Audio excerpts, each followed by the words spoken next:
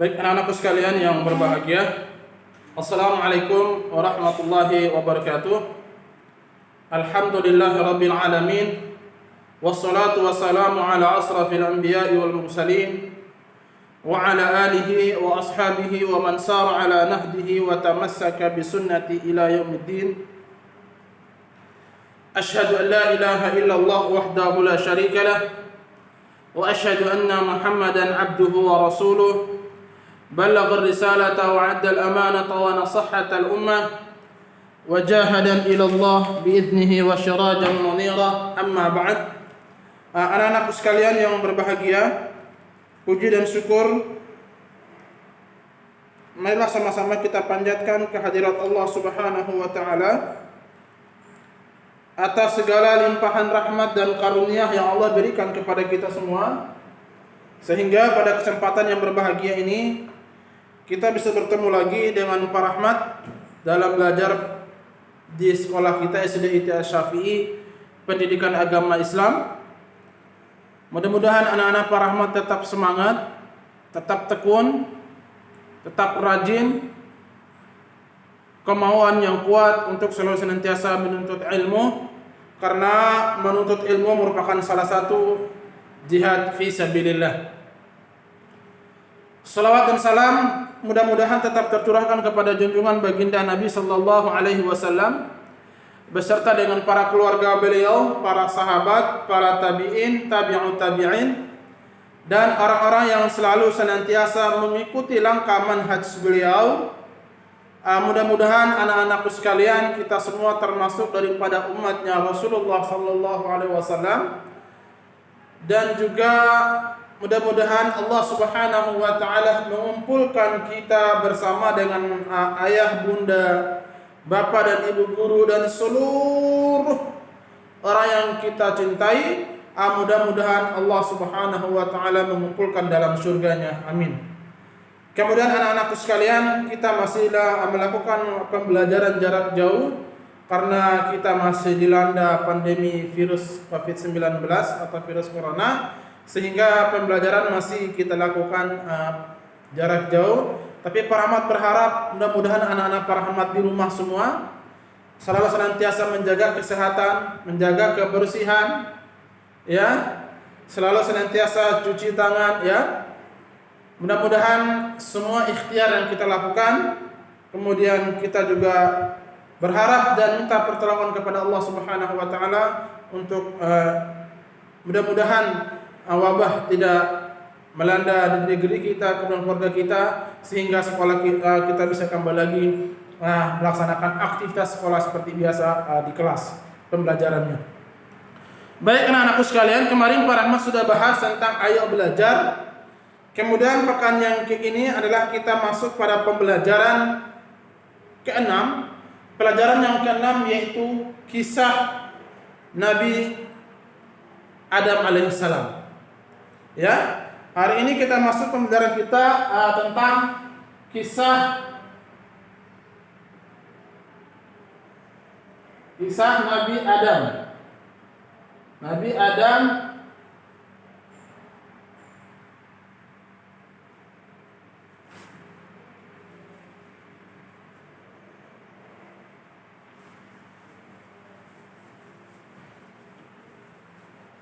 Kisah Nabi Adam alaihissalam. Ya.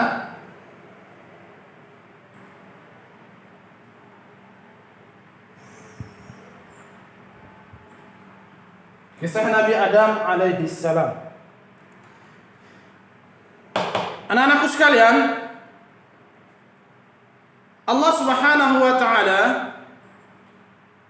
menciptakan Nabi Adam setelah Allah Tabaraka wa taala menciptakan malaikat dan iblis. Jadi kalau para rahmat boleh mengurutin, nomor 1 adalah malaikat,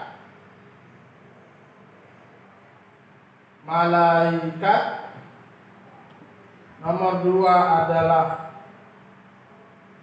iblis, nomor 3 adalah Nabi Adam.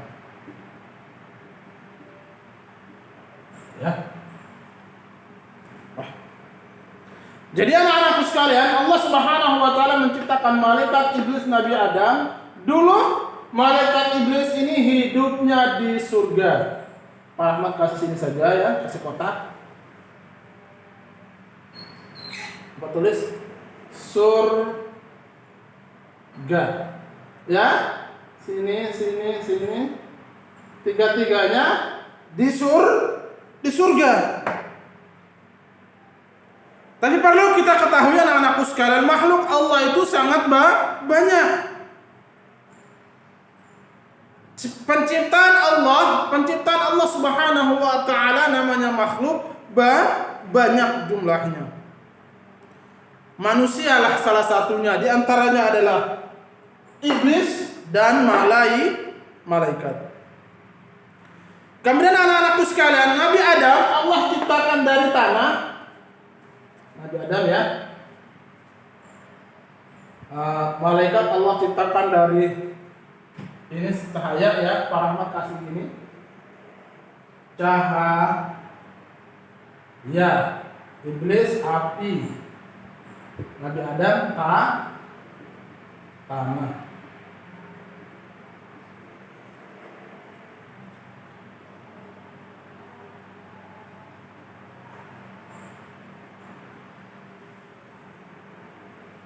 Ya. Anak-anakku sekalian, Allah Subhanahu wa taala menciptakan malaikat dari cahaya, iblis dari api, dan Nabi Adam alaihi salam, nenek moyang kita, kakek kita semua adalah dari tanah.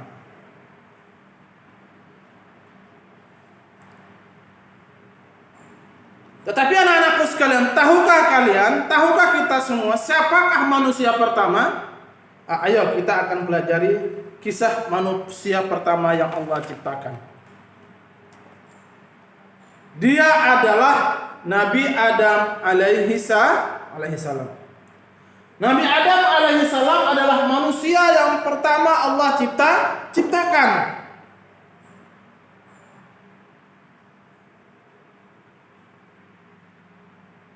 Kemudian Nabi Adam alaihi salam Allah ciptakan, memberi kehidupan bersama dia dengan namanya Siti Hawa sebagai istri pendamping Nabi Adam alaihi salam. Tapi anak-anakku sekalian, sebelum Pak Rahmat bahas tentang Nabi Adam, Pak Rahmat akan bahas iblis Allah ciptakan dari api, malaikat Allah ciptakan dari cahaya. Yang Pak Rahmat kotakin yang akan kita pelajari sebentar, nanti kita akan masuk pembahasan pokok kita hari ini adalah anak-anakku sekalian, Nabi Adam. Allah Subhanahu wa taala berfirman berkaitan dengan Nabi Adam alaihi salam dan juga para malaikat dan iblis. Allah berfirman dalam surah Al-Baqarah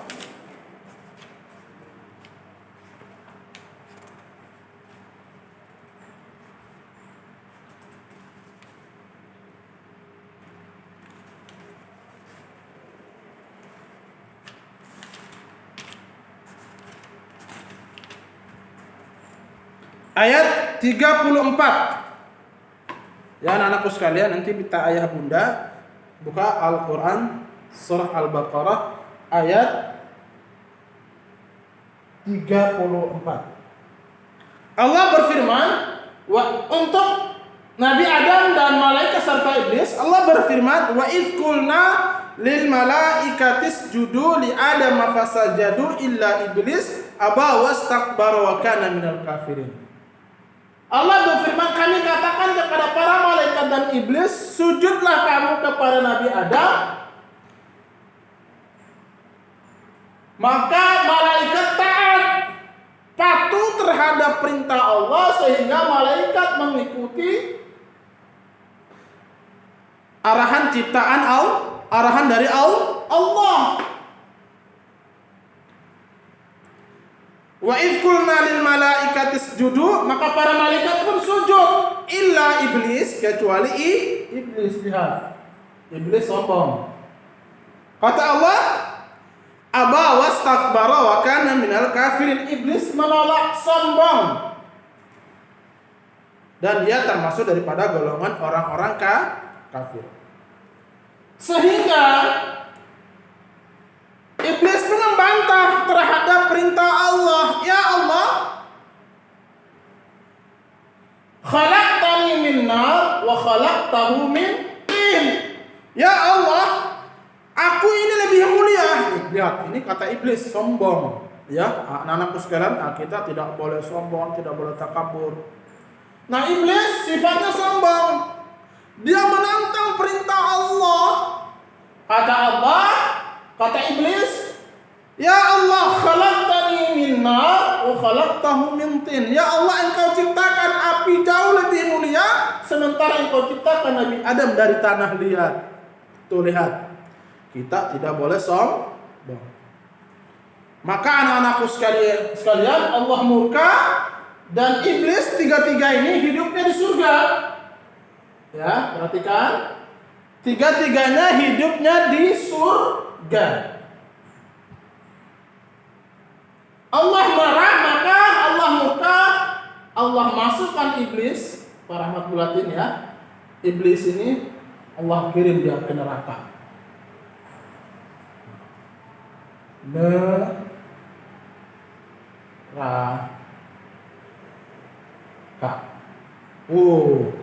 Teman-teman, neraka itu sangat pedih siksaannya, ya, sangat keras siksaannya, apinya sangat panas.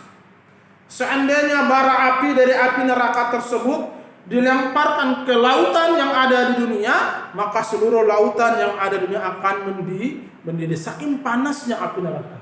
Jadi di neraka siksaan sangat pedih. Akhirnya iblis sombong, nggak mau taat terhadap perintah Allah. Ini Allah ya, paling atas. Ya, nggak mau taat terhadap perintah Allah. Maka tadi iblis ke surga, Allah lemparkan dia ke neraka. Ketika sampai di neraka, iblis belum puas, masih protes sama Allah. Ya Allah, biarlah aku hidup di neraka, tapi ingat, aku akan menggoda anak cucu Adam.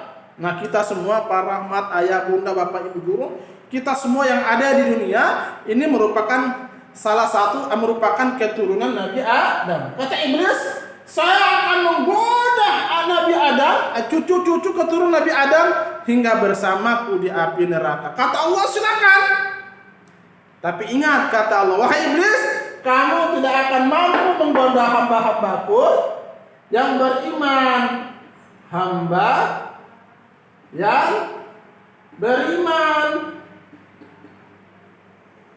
ya, hamba-hamba yang beriman. Kata Allah, wahai iblis, kamu tidak akan menggoda hamba-hambaku yang beriman. Ya, mereka yang beriman ini akan masuk ke dalam surga, bersama akan bertemu dengan, insya Allah, dengan para nabi dan para rasul beserta orang-orang soleh. Kata Allah, kamu tidak akan mampu menggodaku hamba-hamba yang beriman. Maka anakku sekalian, kita juga harus hati-hati. Dalam Al-Quran, siapa yang hafal surah Al-Asr? Pak Rahmat yakin hampir sebagian anak-anak Pak Rahmat di kelas 1B maupun 1A hampir semuanya sudah mampu menghafal surah Al-Asr. Allah berfirman, wal asr, demi masa, innal insana lafi khusr, sesungguhnya pada manusia itu benar-benar ada dalam kerugian. Lihat, sesungguhnya manusia itu benar-benar ada dalam kerugian. Kata Allah, kecuali siapa? Nah ini hamba-hamba yang beriman. Illal ladzina amanu, yaitu orang-orang yang beriman. Wa amilus shalihat, dan melakukan amal soleh. Amal soleh itu banyak. Berbakti hadap ayah bunda, melaksanakan sholat fardu, melaksanakan pokok ajaran Islam, berbakti terhadap orang tua, bapak ibu guru. Semua kebaikan itu termasuk amal soleh. Jadi hamba-hamba Allah yang tidak akan digoda oleh iblis bersama di neraka adalah orang-orang yang beriman melakukan amal soleh. Wa tawassaw bil haq, dan mereka saling menasihati untuk kebenaran. Wa tawassaw bis sabr, dan mereka juga saling menasihati untuk menetapi kesabaran.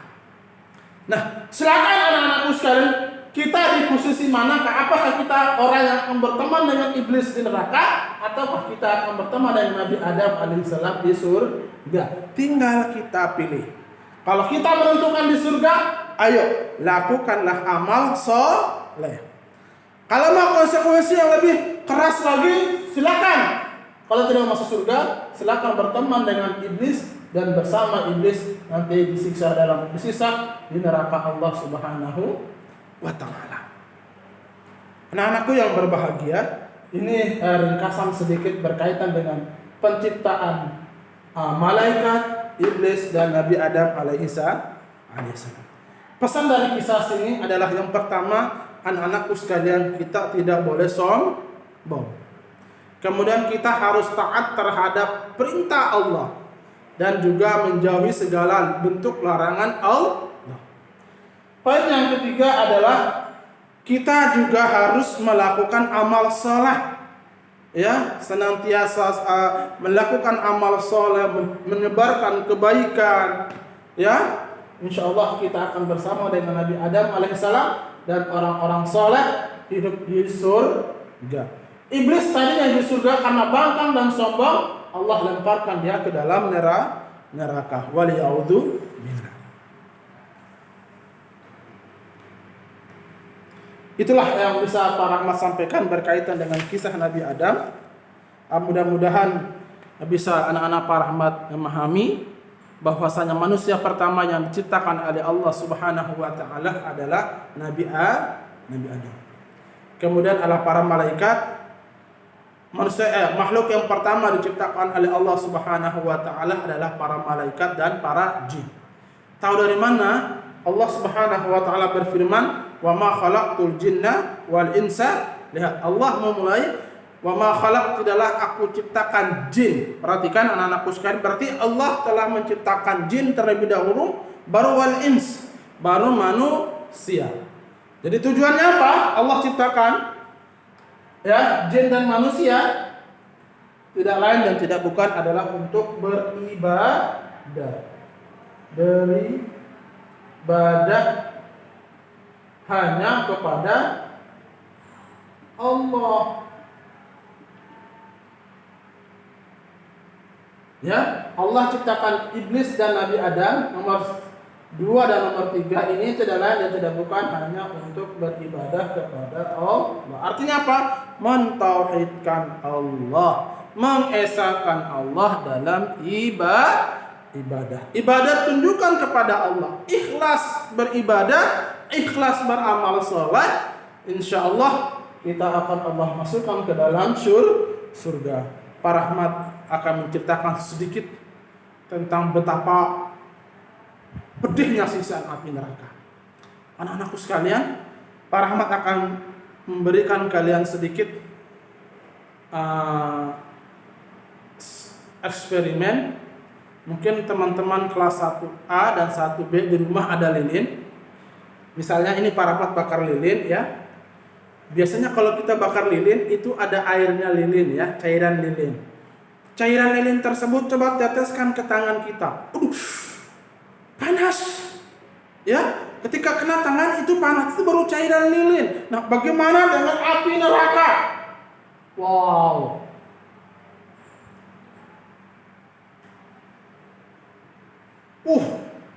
Sangat panas. Pak Rahmat akan menceritakan paman Nabi sallallahu alaihi wasallam, Abu Talib. Abu Talib adalah paman Nabi sallallahu alaihi wasallam yang pada masa itu selalu membela Nabi sallallahu alaihi wasallam dari gangguan orang-orang Quraisy, selalu membela Nabi sallallahu alaihi wasallam dari gangguan-gangguan manusia. Akhir kehidupan Abu Talib paman Nabi sallallahu alaihi wasallam adalah tidak beriman kepada Allah. Akhirnya meninggal dalam keadaan kufur atau orang kafir. Kufur. Ya, keadaanku kufur. Sehingga Nabi adalah manusia seperti kita, memiliki perasaan yang sama. Pamannya telah berbuat baik dan dia mengadu kepada Allah, ya Allah, berilah hidayah kepada pamanku. Ya Allah, berilah hidayah kepadaku. Maka Allah Subhanahu, berilah hidayah kepada pamanku. berusaha Nabi Shallallahu Alaihi Wasallam seluruh kekuatannya dia curahkan untuk mudah-mudahan pamannya masuk Islam. Tetapi akhir hayatnya Allah berfirman, ya Muhammad, innaka la tahdi man ahbabta walakinna Allah yahdi man yasha. Wahai Muhammad, sesungguhnya engkau itu tidak mampu memberi hidayah terhadap siapa yang engkau cintai. Walakin Allah yahdi man yasha. Akan tetapi Allah yang akan memberi hidayah tersebut kepada siapa yang Allah kehendaki. Nah, paman Rasulullah sallallahu alaihi wasallam, nabi kita yang terakhir, yang di masa hidupnya Nabi selalu senantiasa membela dan membantu Nabi, menolong Nabi, di akhir hayatnya beliau wafat dalam keadaan kafir. Nah, anakku sekalian, sehingga Nabi sallallahu alaihi wasallam belum puas dan minta untuk diringankan siksaannya. Nah, anakku sekalian, tahu apakah siksaan yang paling ringan di neraka? Ternyata siksaan yang paling ringan tidak diberikan makhluk-makhluk yang lain kecuali paman Nabi sallallahu alaihi wasallam. Apa siksaannya? Anak-anakku sekalian, paman Nabi sallallahu alaihi wasallam disiksa memakai sandal yang mana sandal tersebut dari bara api. Ketika sandalnya dipijak, kakinya kanannya dipijak, diinjak sandal tersebut, panas yang sangat luar biasa sehingga membuat kepalanya otaknya mendidih. Jadi dalam kepala kita itu ada otak, ya, mendidih. Bayangkan, pernah lihat bunda masak air? Bagaimana kalau airnya panas? Pasti bunyinya gluk. Ya, atau pernah lihat bunda masak bubur?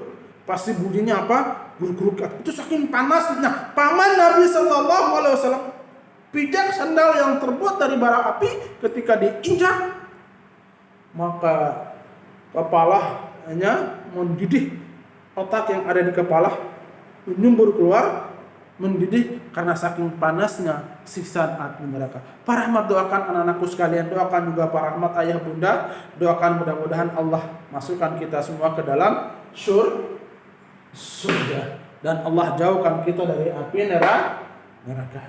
Baik, ini saja yang bisa Pak Rahmat sampaikan. Mudah-mudahan anak-anak Pak Rahmat di rumah bisa memahami tentang kisah Nabi Adam. Bagi yang kurang paham bisa telepon Pak Rahmat atau bisa WA ke Pak Rahmat. Insya Allah akan Pak Rahmat jawab. Apabila Pak Rahmat tidak bisa menjawab, akan katakan wallahu alam. Kita tutup pembahasan kita berkaitan dengan kisah Nabi Adam alaihissalam bidoai kafaratul majlis. Subhanakallahumma wa bihamdika asyhadu an la ilaha illa anta astaghfiruka wa atubu ilaik. Insyaallah kita berjumpa lagi di lain kesempatan. Assalamualaikum warahmatullahi wabarakatuh.